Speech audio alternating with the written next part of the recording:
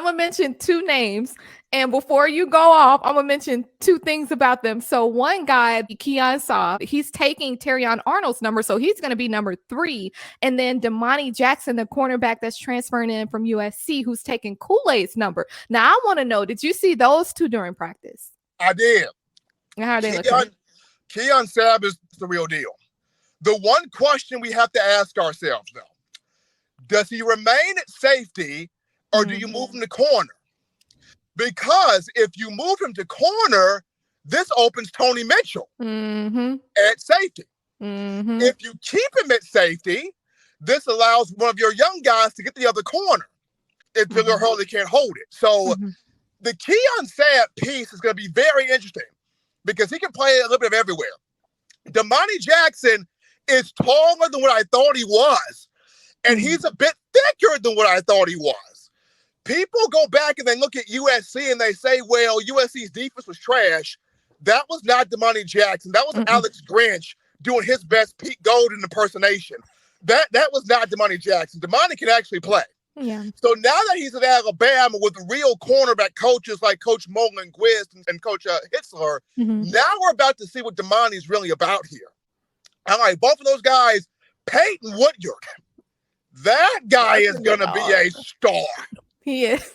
He is going to be a star.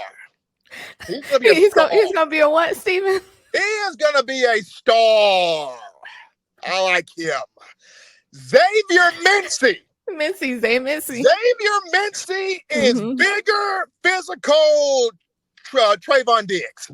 He's a bigger, more physical Trayvon Diggs.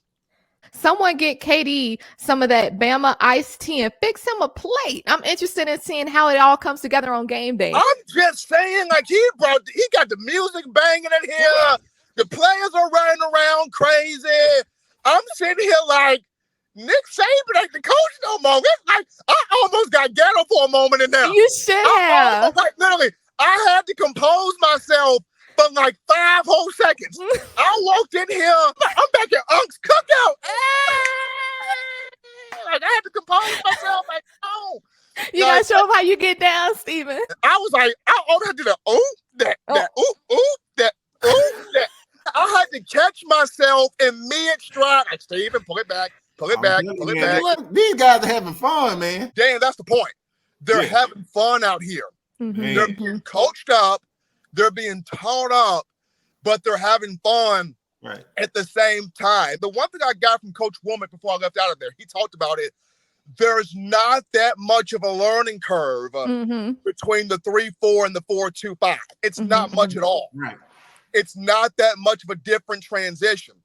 Right. Now, I think the biggest players that can eat out of this defense, of course, you have to look at Deontay Lawson, Jihad Campbell, those two. I think Jaheim Otis, Tim Keenan as your 2 tackles can really eat out of here.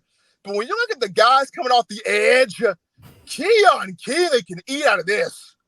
Keeley, Russo, Pierre, them three can eat out of this. Hey, coming off that edge. Steve, tell me a little bit about what you saw from the interior defensive lineman. I'm liking what I'm seeing right now from Tim Keenan, Jaheim Otis, James Smith. That's that other Carver guy with Quay.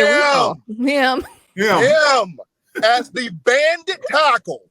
I think James is going to be able to show some people some stuff this season. Oh, man. Yeah.